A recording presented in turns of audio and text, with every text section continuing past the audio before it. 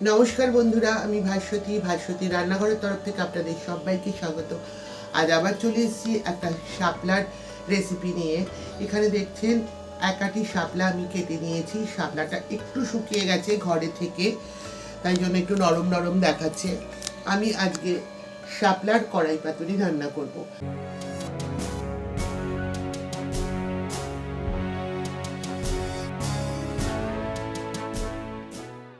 এখানে শাপলাটাকে ভালো করে কেটে ধুয়ে পরিষ্কার করে নিয়েছি। আর কি লাগবে আপনাদের সেটা দেখাচ্ছি। শাপলা ছাড়া শাপলার কড়াই পাতুরি করবার জন্য আর লাগবে, এখানে নিয়েছি বেশ কয়েক টুকরো নারকোল, নিয়েছি 4টি কাঁচা পাকা লঙ্কা, আর নিচ্ছি সাদা সর্ষে 4 চামচ। সর্ষের বদলে কালো সর্ষে বা সাদা কালো মিশিয়েও ব্যবহার করতে পারেন। এখানে আমি 4 চামচ সাদা সর্ষে নিয়ে নিয়েছি। আর দেব সামান্য একটু লবণ, যাতে সর্ষে বাটাটা তেতো না হয়। দিচ্ছি সামান্য একটু লবণ। এবার জল দিয়ে এটার একটা পেস্ট রেডি করে ফিরে আসছি। সর্ষে, নারকেল, কাঁচা লঙ্কার পেস্টটা রেডি হয়ে গেছে। এবার এগুলো শাপলার সাথে এক এক করে সব মেখে নেব। প্রথমে আমি শাপলার মধ্যে দিয়ে দিচ্ছি পরিমাণ মতন লবণ। সর্ষে বাটার সময় সামান্য লবণ দিয়েছিলাম, তাই জন্য এখানে আমি 1/2 চামচ লবণ ব্যবহার করলাম। লবণটা আপনারা আপনাদের স্বাদ অনুযায়ী ব্যবহার করবেন।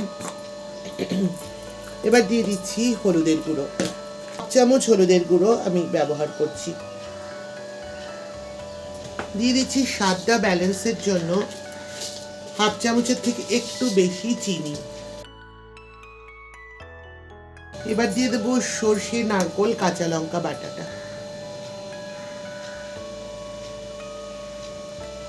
সবটা দিইনি, কিছুটা রেখে দিয়েছি। এবার এগুলো ভালো করে একসাথে মেখে নেব।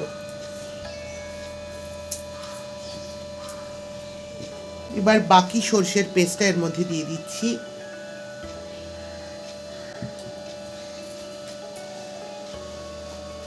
ওপর থেকে দিয়ে দিচ্ছি কাঁচা সর্ষের তেল।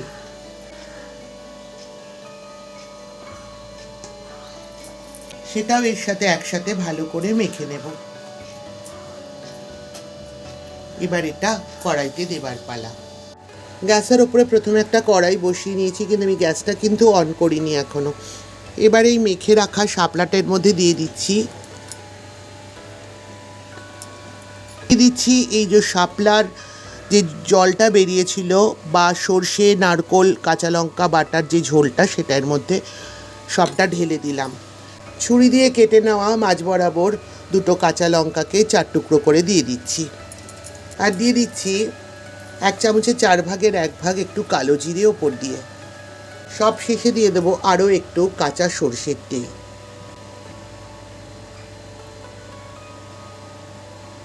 এটা গরম গরম ভাতের সাথে খেতে যে কি দুর্দান্ত লাগে তা বলে বোঝাতে পারবো না। এবার আমি একটা ঢাকা দিয়ে গ্যাসটা অন করে দেব। একটা ঢাকনা দিয়ে দিলাম। গ্যাসটা অন করে এটা 15 মিনিট রান্না হতে দেবো। 15 মিনিট পর ফিরে আসছি। বন্ধুরা, ফিরে এলাম। দেখুন রান্নাটা একদম হয়ে গেছে। এবার আমি একটু খুন্তি দিয়ে এটাকে নেড়ে নেব।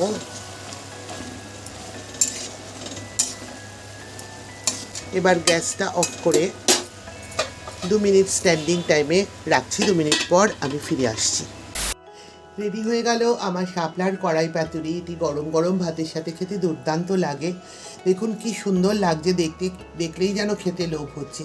আমার এই রেসিপিটি যদি আপনাদের ভালো লাগে তবে অবশ্যই লাইক করবেন, শেয়ার করবেন। আমার চ্যানেলটিকে সাবস্ক্রাইব করে পাশে থাকা বেল আইকনটিও ক্লিক করবার অনুরোধ রইল। আমার পাশে থাকবেন, চ্যানেলটিকে এগিয়ে নিয়ে যেতে সাহায্য করবেন। ভালো থাকবেন, সুস্থ থাকবেন। আজ আসি, আবার দেখা হবে এরকমই কোনো রেসিপি নিয়ে আপনাদের সঙ্গে। ততক্ষণের জন্য টাটা।